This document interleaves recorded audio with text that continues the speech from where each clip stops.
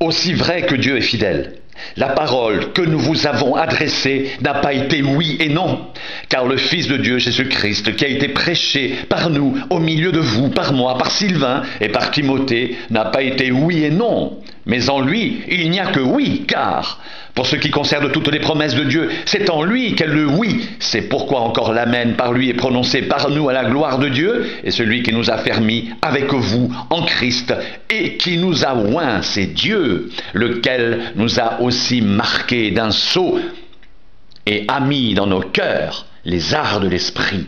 Or, je prends Dieu à témoin sur mon âme, que c'est pour vous épargner que je ne suis plus allé à Corinthe, non pas que nous dominions sur votre foi, mais nous contribuons à votre joie, car vous êtes fermes dans la foi. Grâce soit rendue à Dieu, qui nous fait toujours triompher en Christ et qui répand par nous en tout lieu l'odeur de sa connaissance. Nous sommes en effet pour Dieu le parfum de Christ, parmi ceux qui sont sauvés et parmi ceux qui périssent, aux uns une odeur de mort donnant la mort, aux autres une odeur de vie donnant la vie. Et qui est suffisant pour ces choses? Car nous ne falsifions point la parole de Dieu comme font plusieurs, mais c'est avec sincérité. Mais c'est de la part de Dieu que nous parlons en Christ devant Dieu. C'est vous qui êtes notre lettre, écrite dans nos cœurs, connue et lue de tous les hommes.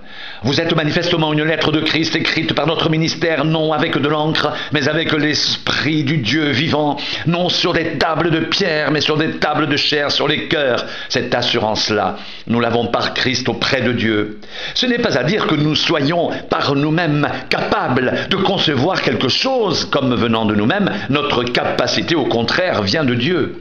Il nous a aussi rendus capables d'être ministres d'une nouvelle alliance, non de la lettre, mais de l'esprit, car la lettre tue, mais l'esprit vivifie. Or, si le ministère de la mort gravé avec des lettres sur des pierres a été glorieux au point que les fils d'Israël ne pouvaient fixer les regards sur le visage de Moïse à cause de la gloire de son visage, bien que cette gloire ait été passagère, combien le ministère de l'Esprit ne sera-t-il pas plus glorieux? Si le ministère de la condamnation a été glorieux, le ministère de la justice est de beaucoup supérieur en gloire.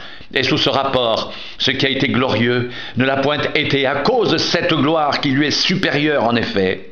Si ce qui était passager a été glorieux, ce qui est permanent est bien plus glorieux.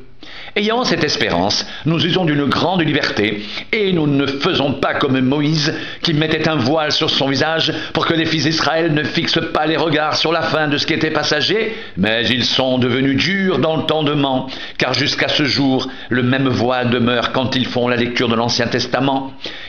Et il ne se lève pas, parce que c'est en Christ qu'il disparaît. Jusqu'à ce jour, quand on lit Moïse, un voile est jeté sur leur cœur.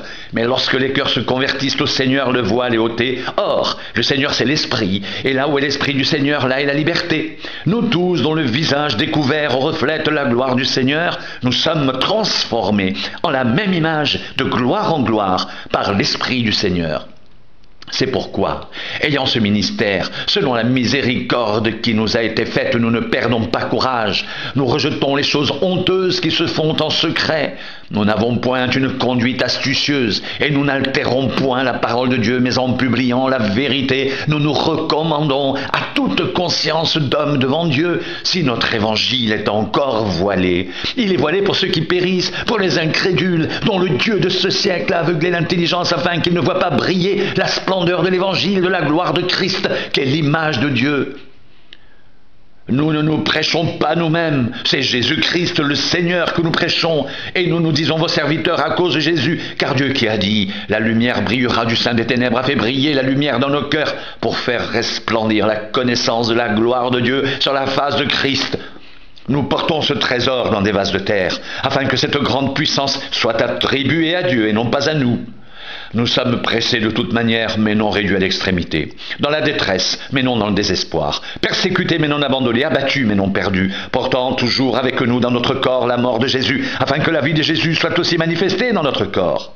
Car nous qui vivons, nous sommes sans cesse livrés à la mort à cause de Jésus, afin que la vie de Jésus soit aussi manifestée dans notre chair mortelle. Ainsi, la mort agit en nous, et la vie agit en vous.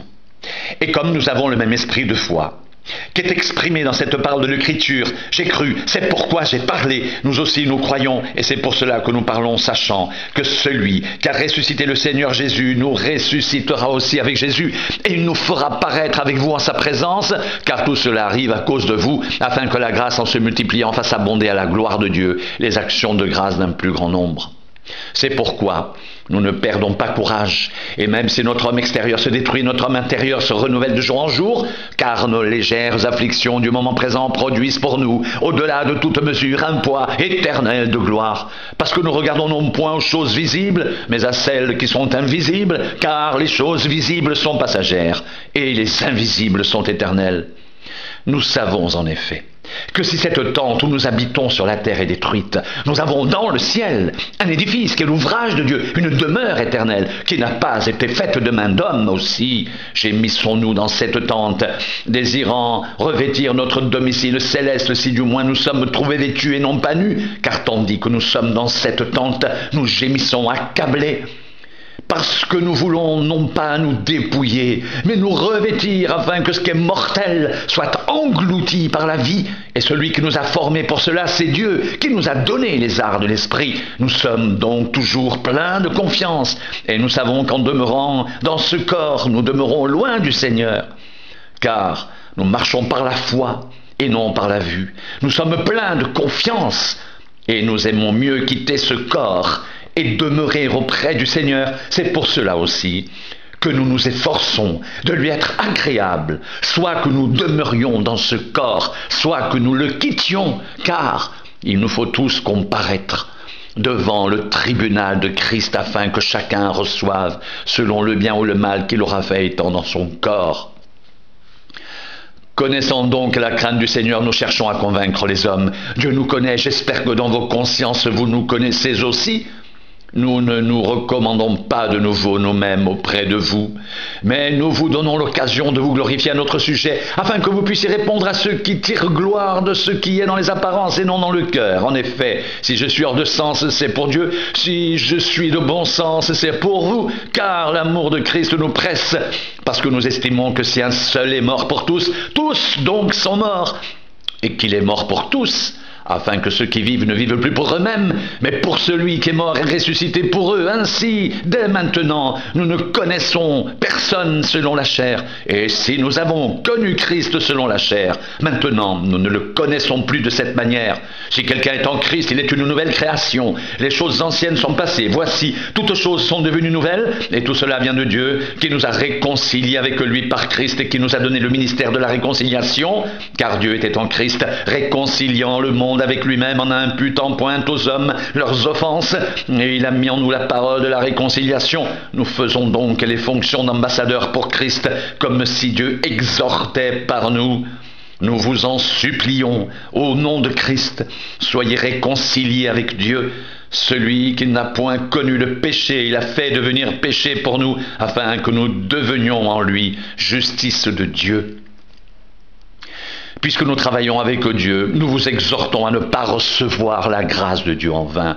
Car il dit au temps favorable, je t'ai exaucé, au jour du salut, je t'ai secouru. Voici maintenant le temps favorable, voici maintenant le jour du salut. Nous ne voulons scandaliser personne en quoi que ce soit, afin que le ministère ne soit pas un objet de blâme.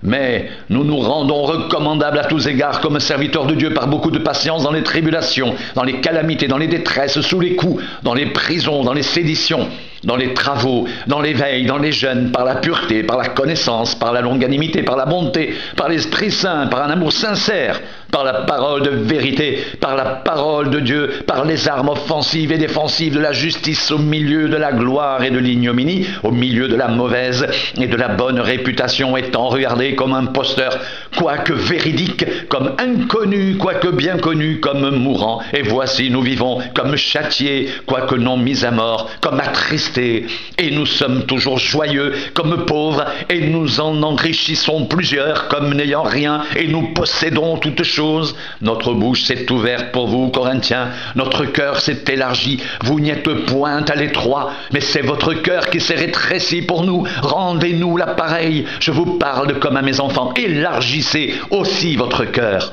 Ne vous mettez pas avec les infidèles sous un joug étranger, car quel rapport y a-t-il entre la justice et l'iniquité?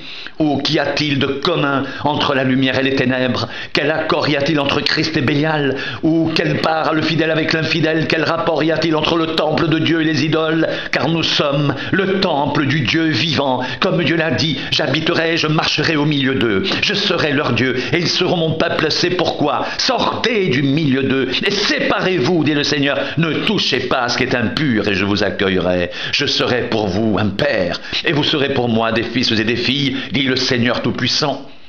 Ayant donc de telles promesses, bien-aimés, purifions-nous de toute souillure de la chair et de l'esprit en achevant notre sanctification dans la crainte de Dieu.